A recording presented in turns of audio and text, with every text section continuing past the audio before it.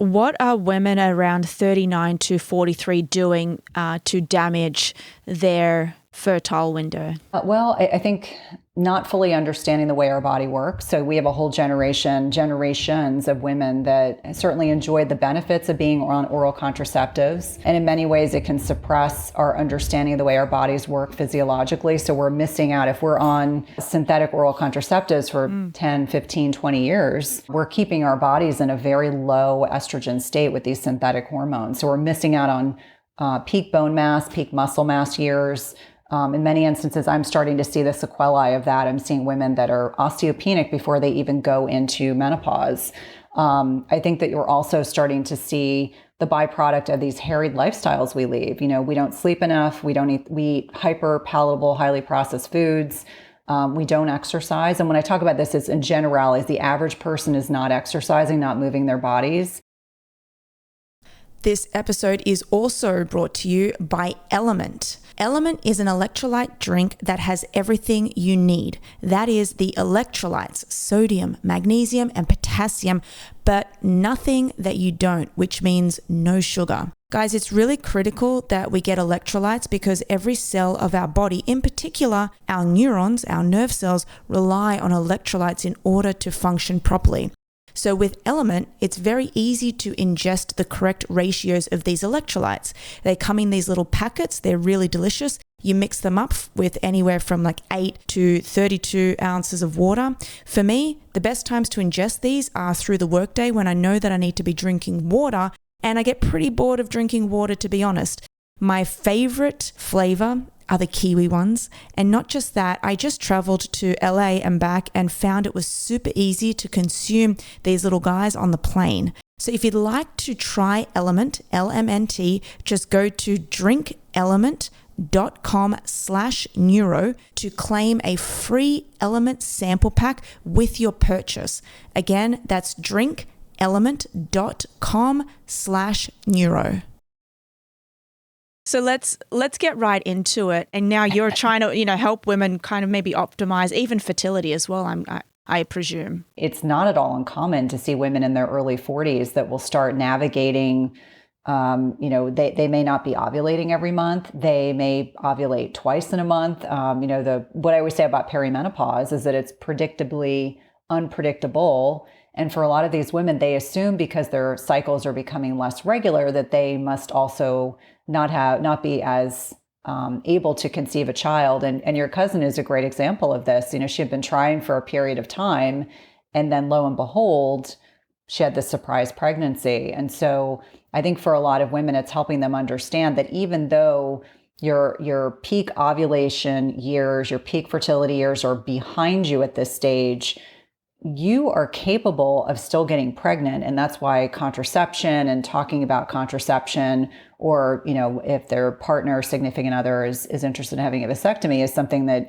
is pretty important to talk about. I always say, don't assume, because there was a woman on my street in my last neighborhood who was 15 years older than I was when I had my first child. She already had 2 teenagers. She was in her late 40s. She got pregnant, didn't think it could happen. And in her 60s, she's got like a child as old as my 17-year-old, and she also has grandchildren. And so I think that it really speaks to the fact that we have to help educate women that irrespective of where you are in that perimenopausal journey, you may still be able to conceive a child. And so helping people make choices that are aligned with their philosophies. You said something interesting, ovulation. And I think I want to talk about that because I think that that's something that especially, women who are athletic and who are going to the gym and who are, very metabolically fit. Is it the same as, you said that not everybody ovulates every month. And why is that?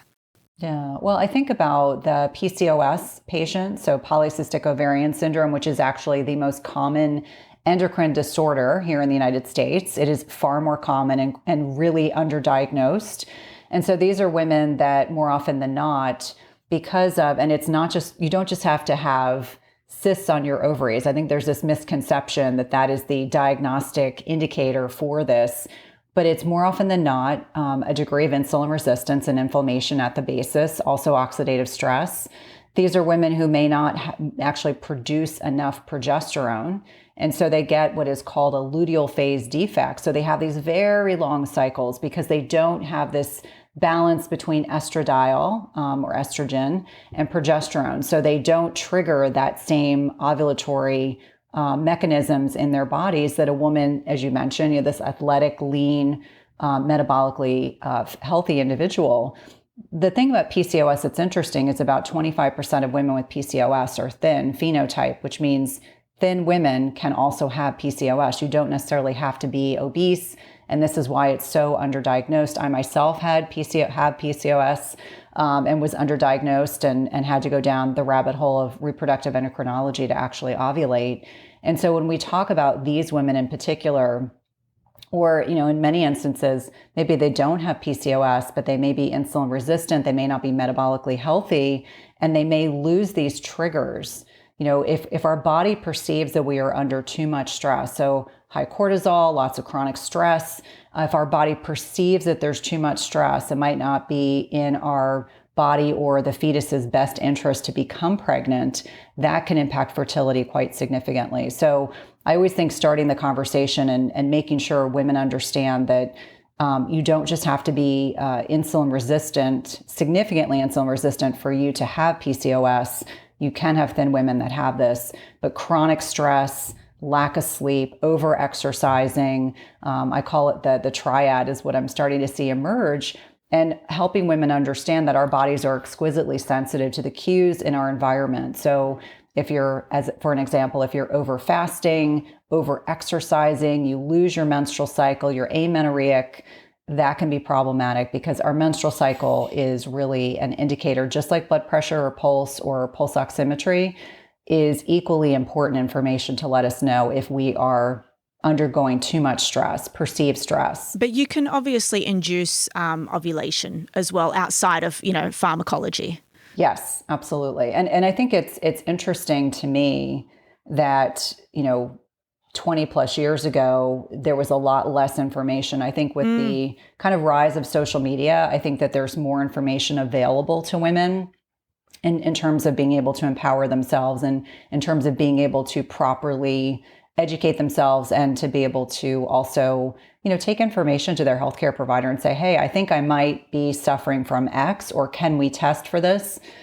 20 years ago, even as a clinician, it was a lot harder to get good information. I think people tend to be much more educated about their bodies. And I think that's certainly a really good thing. So you said, let's just say somebody's, a woman's tracking her ovulation and it's not happening.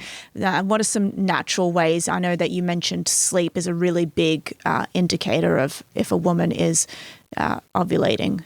Is that one? Yeah. So I think an easy way to see is if you take your basal body temperature. So, this is something that doesn't require any extraneous gadgets really other than a thermometer. And you should get a rise in body temperature around the time of ovulation. I think about getting adequate sleep. I think about the nutrition piece being quite significant.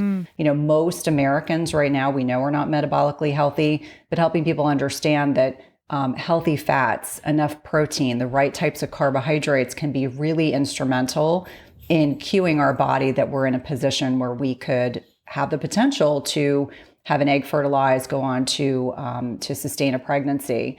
I also think about the exercise piece. And this is, as someone that's a former competitive athlete, I see a lot of women that have been very athletic, and they're, maybe they're in high school, college age. They still enjoy rigorous physical activity, and helping them understand that if we're looking at our menstrual cycle as a whole, there's optimal times in our menstrual cycle to push our bodies. And then there are times in our menstrual cycle where we want to still be physically active, but it's not the time to be doing CrossFit or doing a long endurance race or doing really intense HIIT or things like that, in that luteal phase when progesterone predominates.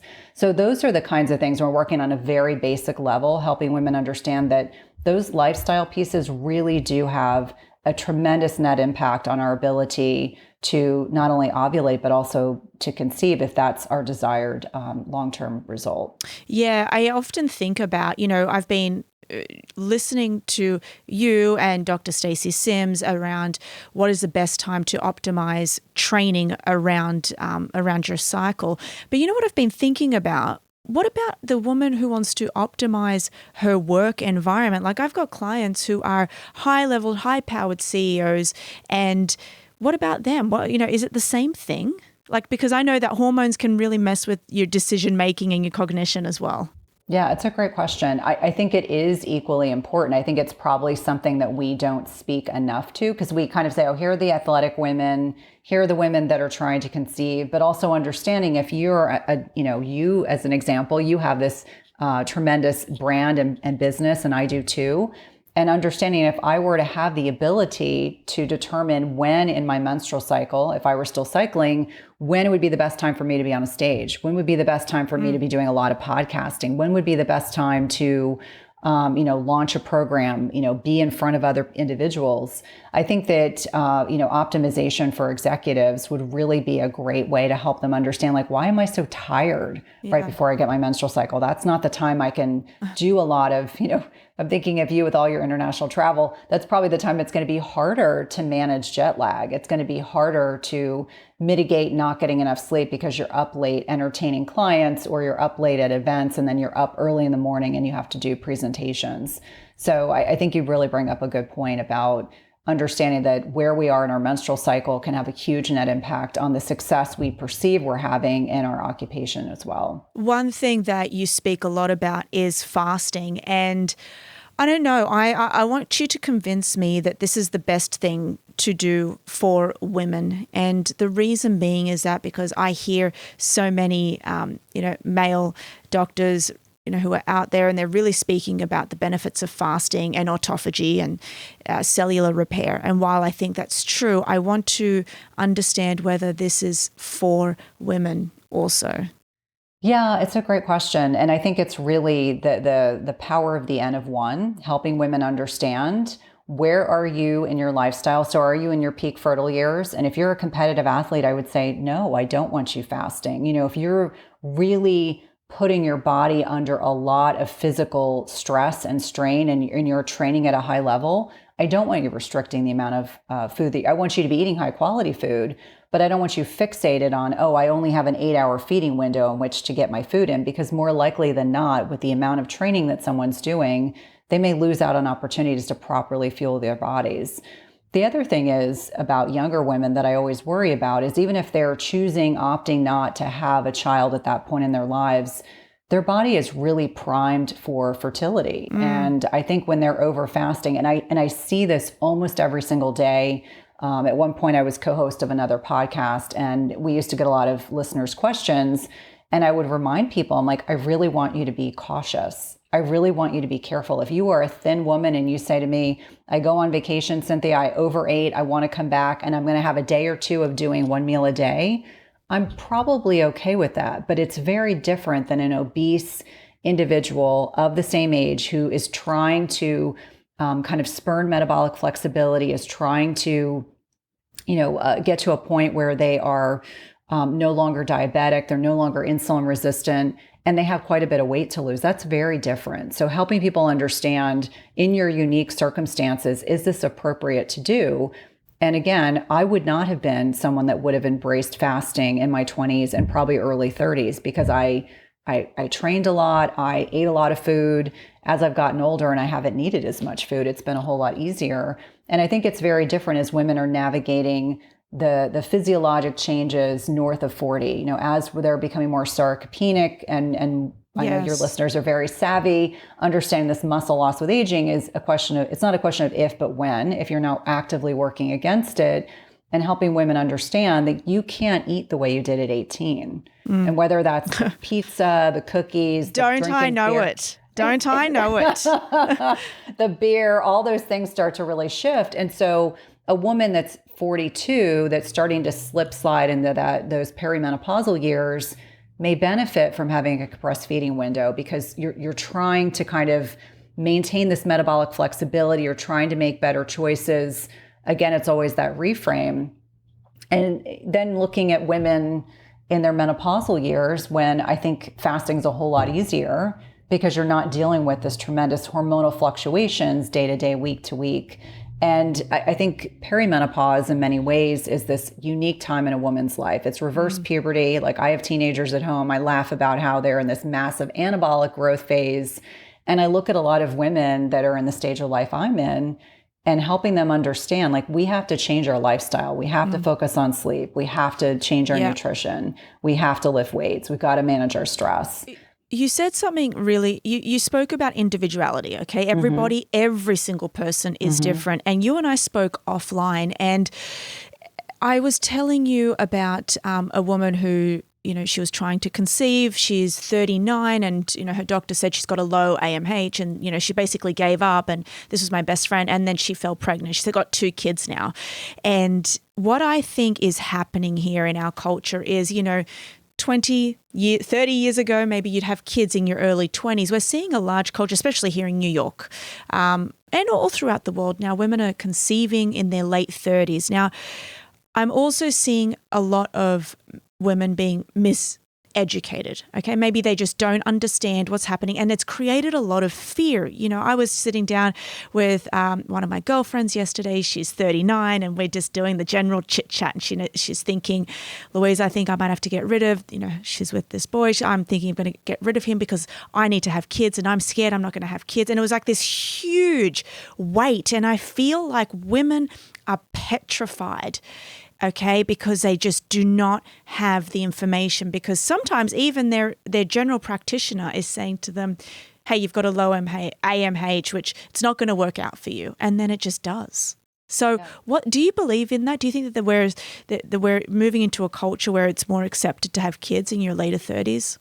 I do. And for full transparency, I had my oldest at 34 and my youngest at 36.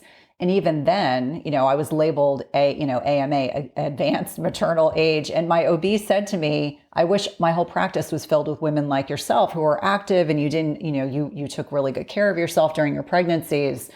I fervently believe that we have a culture that is allowing people in their 20s, if they want to travel or they want to have a just really invest in their job or graduate school or whatever it is that they're doing. And I think women are taking those cues. I spent my entire 20s in graduate school and living in a different city. And so I'm so grateful that we had those experiences. But I think a lot of women now want to live very fulfilling lives until they're ready to have children. They don't feel the pressure at 22 or 24. Like my parents talk about how you were old back when I was born. If you had your first kid at 25, like that was considered to be really old.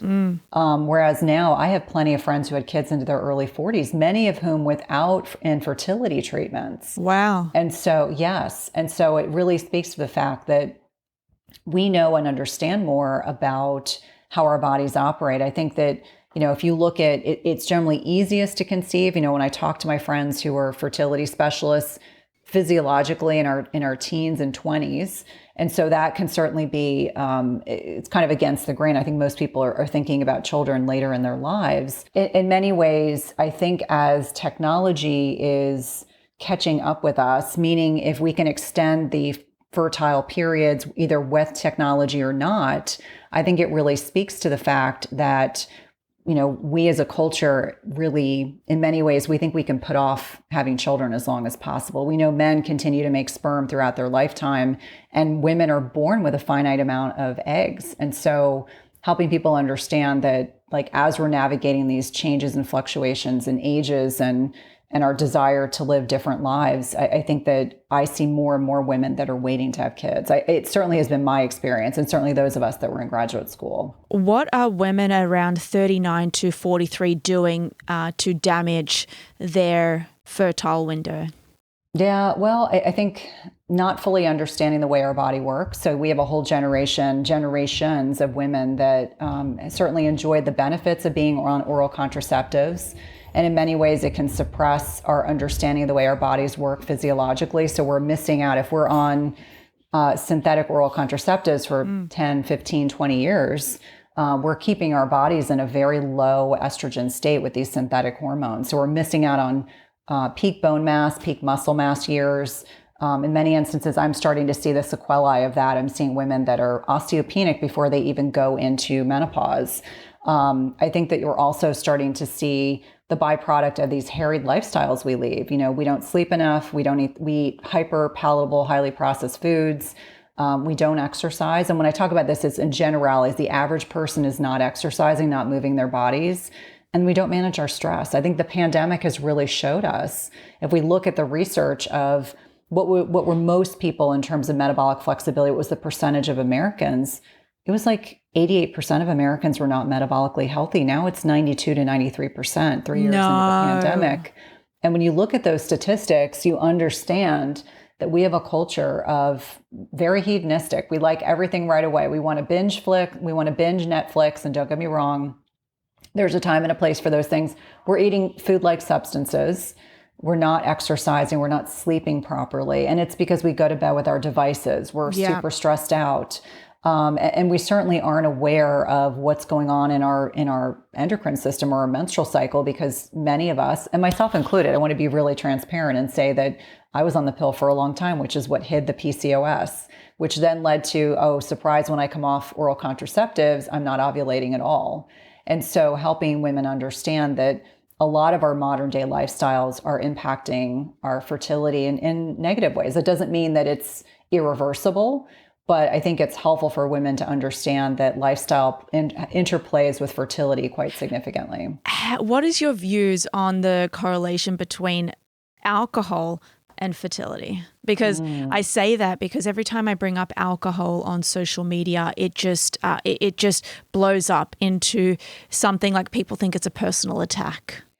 It's very triggering, and that has been my experience as well. I think we don't talk enough about what alcohol does to our brain, what it does to our body, how it impacts our estrogen metabolism, how it impacts our risk for certain types of cancers, how it impacts our hippocampus, our brain health. And we as a culture think of alcohol as being completely benign. I remember when I was in my medical training, we were told that we should encourage our patients to have 4 to 6 ounces of red wine every day. That was encourage. Wow. Okay. Encourage our patients. It's really heart healthy. Remember, I worked in cardiology, and it was part of our handouts that we had created for patients. And I kind of cringe now when I think about that, because maybe we don't realize in our 20s and 30s the net impact of what alcohol is doing to our bodies. But women in their 40s, it's a different litmus test. Yeah. Their sleep is disrupted. We know it disrupts REM sleep. It impacts our ability to manage our glucose and our leptin, our ghrelin, and not to mention the fact that if you're on, for example, if you're taking HRT, so if you're on hormone replacement therapy, one drink can raise your estrogen levels for 4 to 5 hours after that consumption of alcohol. And so I think that the more that we talk about this, the more I believe that people will start making some different choices. It's not to suggest, if you're going out for celebration, you want to have a glass of wine, that's fine.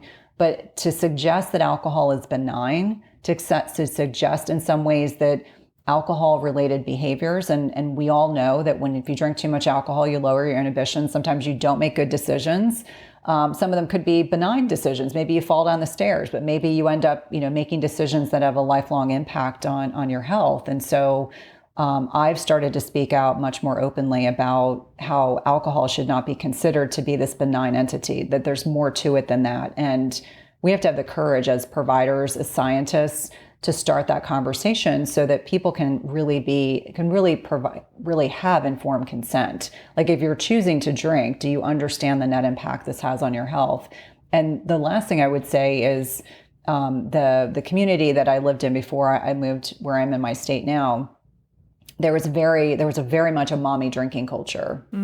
This episode is brought to you by AG1. The supplement industry has gone insane with so many powders and pills and vitamins. It's very hard to know what is good for you. I get asked often, do you take a basic greens?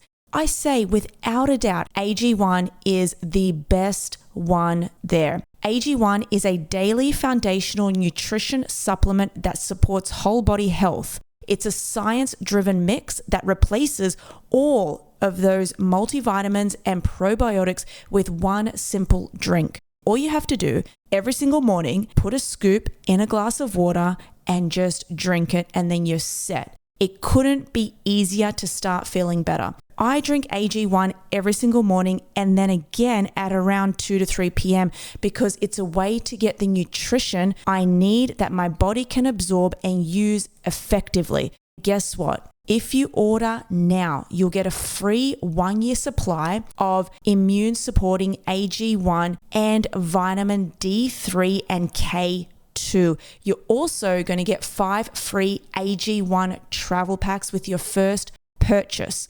All you have to do is go to drinkag1.com/neuro and grab this. You do not want to miss out on this one. It's drinkag1.com/neuro. You know, it was the way to deal with the stressors. And let me be clear, it is stressful to raise children. It is stressful, day to day. We all have stress, right? But there were women that would just use it as an excuse to drink excessively, What's 2 bottles excessive? of wine. I think a bottle of wine for one person is excessive. A week or a day. I'm watching people that will finish a bottle of wine every night. They'll have 2 or 3 glasses of wine every night, and that is their norm. And they would call it, that's their wind down time. Yeah. Kind of glamorizing alcohol consumption as a way for dealing with your lifestyle. And I think there's so many other options for us, but we don't talk about that enough. And we actually have a questionnaire that we would give patients. It's called the CAGE questionnaire. And so if a patient says that they have 2 glasses of wine a night, they probably drink 4. Yeah. So understanding that there's also this component of shame. Many people are uncomfortable talking about their relationship with alcohol, certainly if they have a problem or they suspect they have a problem. But I don't know if you saw this living in the city, but in the suburbs, and we would drive through our neighborhood when it was a recycling day, and the recycling bins were filled with bottles of alcohol, like whether it's, spirits or wine or beer.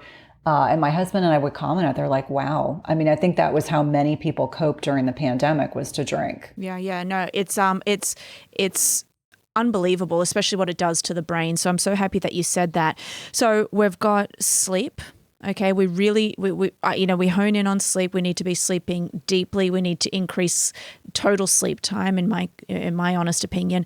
What are some other lifestyle factors that women should be taking on board? What about psychological? And I know we've spoken about stress as well, but stress is not just, stress at work or stress with, how about emotional stress or, just negative thought patterns? Is this all adding up as well? Yes. Yeah. Yes. And I think 2022 really demonstrated for a lot of us that, the work of Gabor Mate as an example. Yes.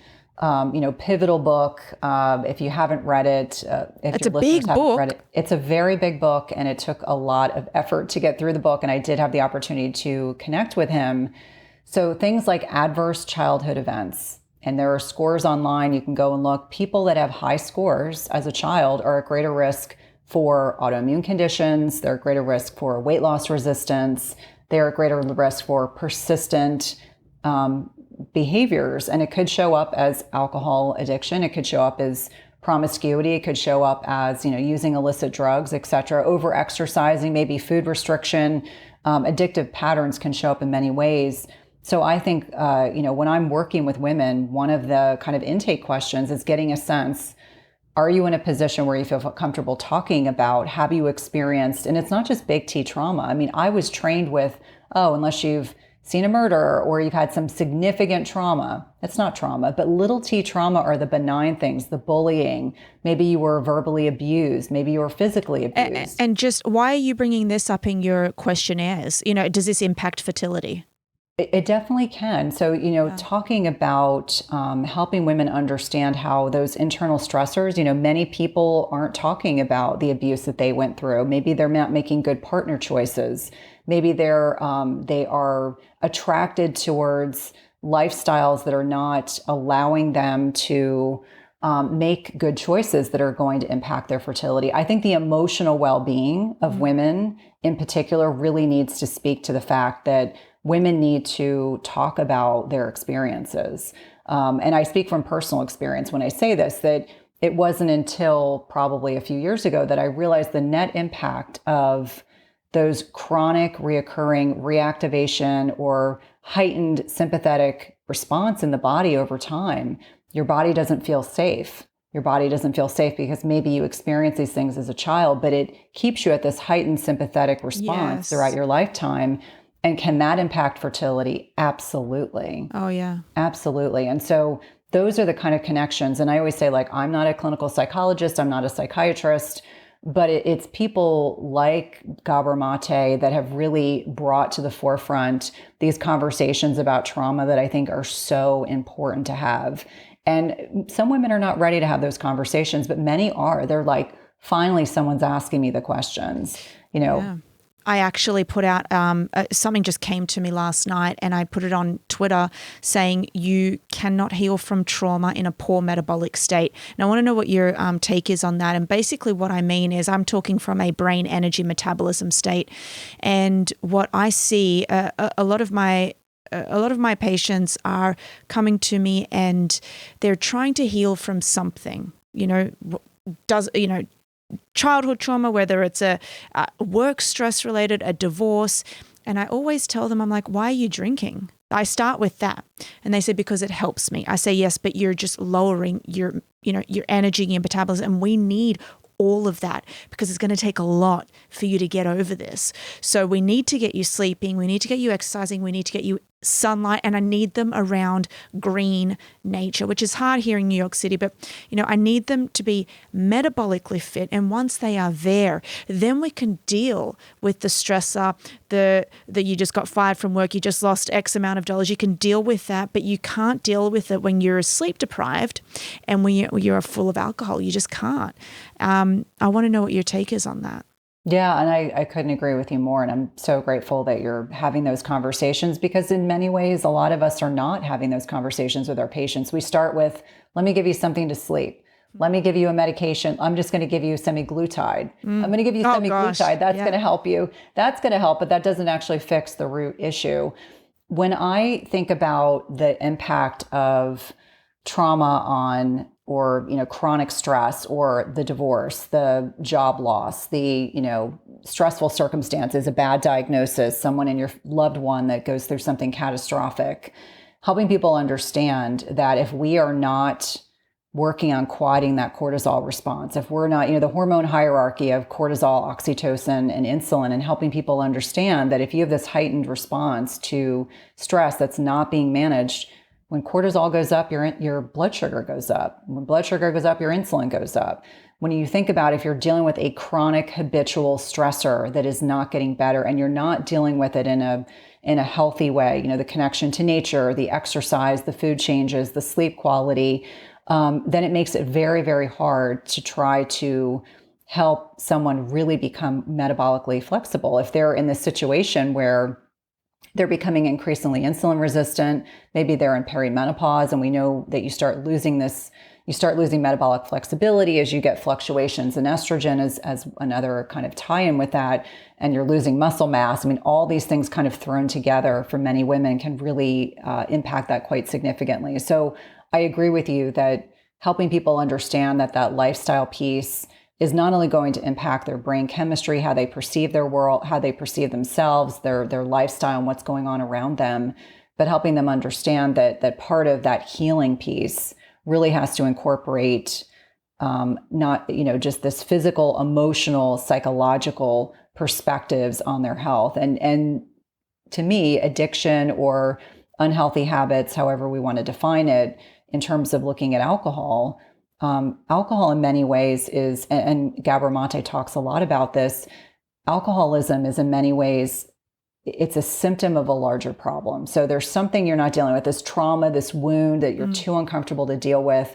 The alcohol, the illicit drugs, the shopping addiction, the promiscuity, whatever it is that someone's doing is really a symptom of uncomfortable feelings that you're just not in a position to be able to deal with. And it allows you to kind of smooth it over. It's like, all right, I'll deal with this later. It's kind of like, bearing it down. God, how many times I'm guilty of doing that a lot of the times. Of course. Yeah. It's human nature.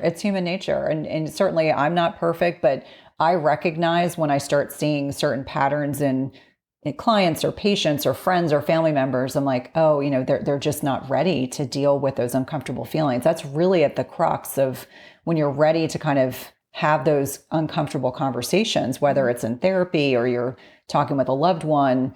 That's where real healing comes in. And I find for a lot of people, they need to forgive themselves first, and then they have to work on, healing those wounds that are raw. If only we could all be walking around and have a psychiatrist that we're all going to 2-3 times a week. That would be just bliss. The world would be a better place. Yes. Okay, let's move further towards testing. So what are some of the tests that women can do to just help understand, hey, where am I at right now, and what can these tests reveal? So let's start with would you do a hormone test, for example? I mean, I think it's reasonable. Unfortunately, there's no specific test that is going to give you 100% accuracy to say, okay, you are in early perimenopause, middle perimenopause, or late perimenopause. I mean, because there's so much hormonal fluctuation, and it can be day to day with estrogen as an example, we assume your progesterone levels are going to be lower in perimenopause. I like to look at a follicular stimulating hormone, and that is one of many tests that you can run if you look at an FSH. And the kind of rule of thumb when I trained was that if it's greater than 40, you're probably at the tail end of perimenopause. Now the research is suggesting 25. And so for a lot of women, so it's better to have a low FSH. Yes. Okay. Yes. At what range would be good? It depends on where you are in your menstrual cycle. I think that's really, that's really the crux of it. But let's say, for example, you're 42 years old and you say to your GYN, your nurse midwife, your NP, whomever you're working with, I haven't had a period in a while. I'm not pregnant.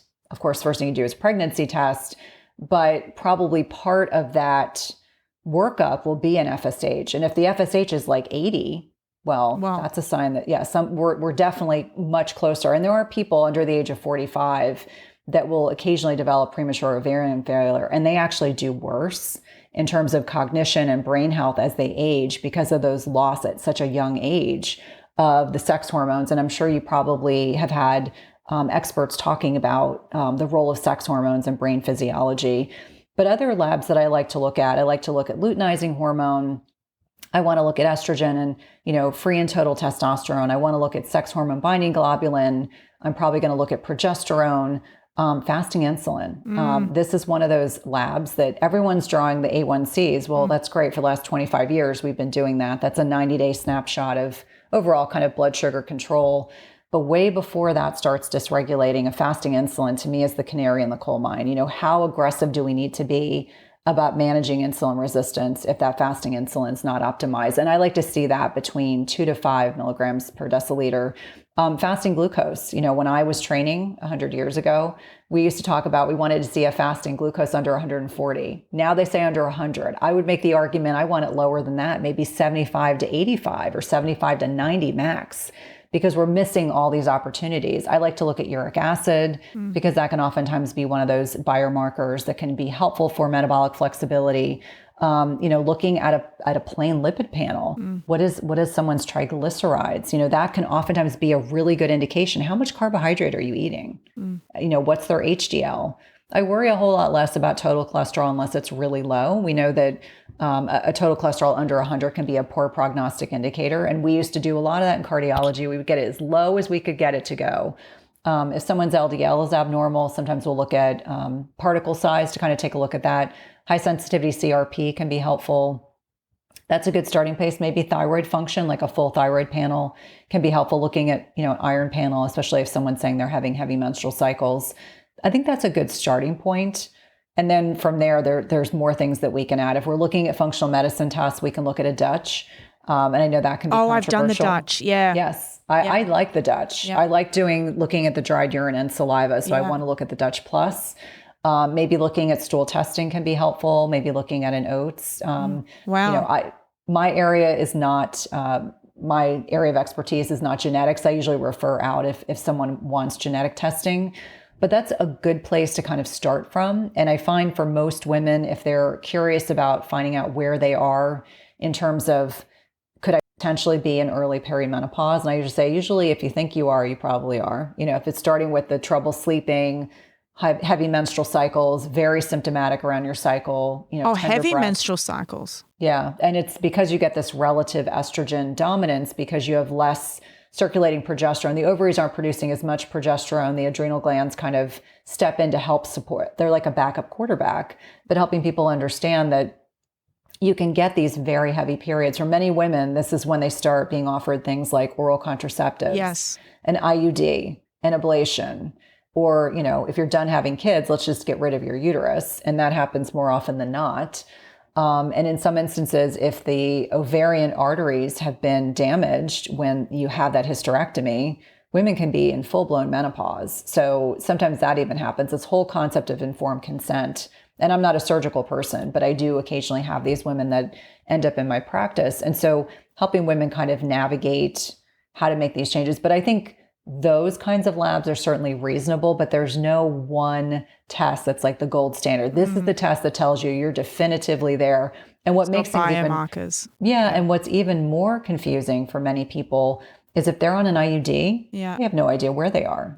Maybe they're no longer having a menstrual cycle, or if there are women that are still taking oral contraceptives because they do not want to be in their 40s and get pregnant. Maybe they're done having their family and they don't want to get pregnant. Maybe their spouse or significant other is not willing to get a vasectomy, which we could have a whole conversation about that. But I think that, for many of these women, it's like helping them navigate the best choices available at this time period. But those labs, I think, are a good starting point. It's funny that you said heavy menstrual cycle because I always thought it was the other one. And what's funny is mine changes when I get acupuncture. Isn't that weird? Like it will go through a period of, I'll have a very light, I love that I'm actually speaking about this openly, but it'll be a very light period. And I think to myself, what is wrong? What have I done?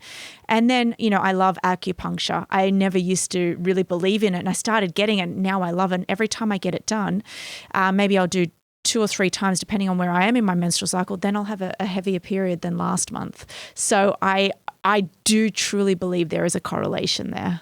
Yeah. Oh, absolutely. And I think those complementary therapies are things that we should be talking or encouraging our patients to consider, because when you have traditional allopathic medicine and then you have Eastern medicine or complementary medicine, I mean, they're meant to work together. And if you're not getting the results that you want through a traditional allopathic lens, whether it's functional or integrative medicine that kind of marries the best of both, I think that's really impactful because people don't have to suffer. I mean, I went through years. I used to call them crime scene periods because they were so heavy.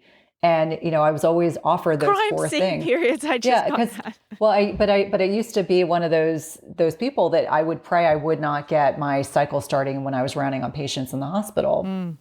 But those were always the options that were given to me. And I just said, there has to be a better way. And so I think for a lot of women, they don't realize the net impact of their lifestyle on these hormonal changes that are occurring, and understanding that, if you choose to have an IUD or use oral contraceptives or have an ablation, there's no judgment, but knowing that there's other options available. Cynthia, you're just, I'm just so happy that you and I have connected. Can most people come and see you? Like if somebody's listening to this, I don't know how many men have probably dropped off this episode by now, but or if they're even listening. But like, if a woman is like, I really want to see this amazing practitioner, can they come and see you? I'm in the process of kind of pivoting my practice. I'm just doing group programs where people can still do diagnostic testing and work with me.